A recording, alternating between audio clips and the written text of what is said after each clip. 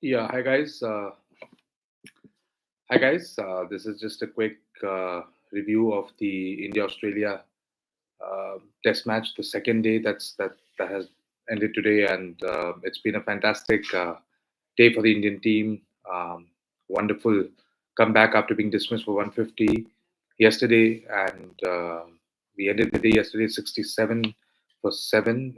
Australia were, and we were expecting to wrap up things much earlier than we eventually did. There was some resistance by Pat Cummins. I mean, sorry, by Mitchell Stark. Beg your pardon, as well as Josh Hazelwood. They eked out a lot of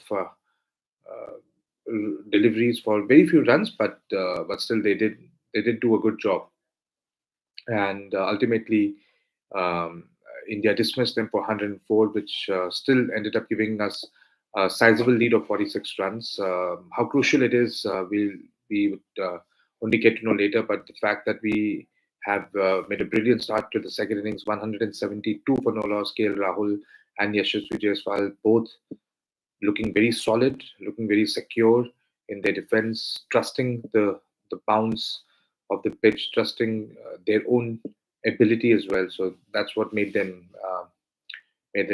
really end this day on a very bright note for the Indian team. And you know, it's been said that the Indian team was extremely nervous while going into their second innings, because if you remember in the Adelaide Test match in 2020 2021, we had the we I think we got a 55 run lead in the first innings after not scoring too much in the first innings either that time. But then the way we collapsed, 36 all out. So there were a few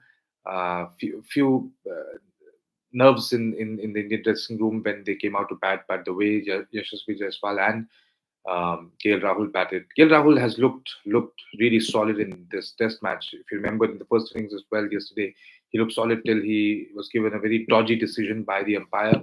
He was clearly not happy with that decision, and although he scored only 26, he looked quite solid. And I mean, I personally have been someone, I've not been a KL Rahul fan. I've sort of have criticized him quite a lot in the past, but I must say that he has looked very solid in both the innings, and it's going to be a big headache for the Indian team. Whom would they leave when it comes to Rohit Sharma coming back in the second Test match? But anyway, that's still a long way away. We are 218 runs ahead, and all 10 wickets in hand. I mean, if anyone had told at the beginning of the Indian innings that they would end up the day without uh, losing a single wicket, that would have been like crazy. Yes, the run rate was not very attractive.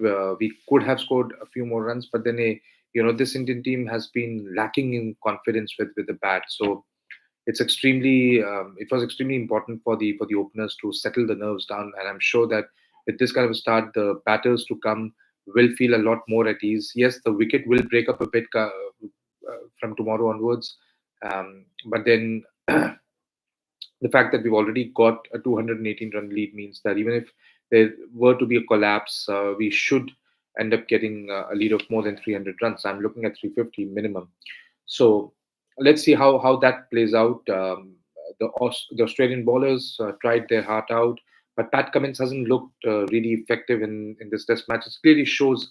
I was talking on one of the podcasts earlier, and I mentioned that it clearly shows that Pat Cummins has the fact that he's not played any red ball cricket goes to show that how if you don't prepare well, if you don't play any red ball game before a Test match, it can really be tough for you. And Pat Cummins, even in the first innings, not bowled too well.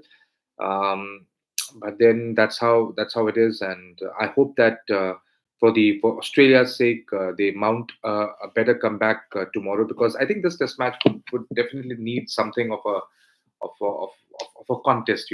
Not that it hasn't had a contest so far. Definitely, it's been a great contest. I mean, yesterday Jasprit Bumrah's bowling was thrilling to say the least. But then, yeah, let's see what happens. And I think tomorrow India would look to bat out at least two sessions, if not more. I would like them to see bat out the entire day, because there's so much time still left after tomorrow. We still have 2 more days after tomorrow.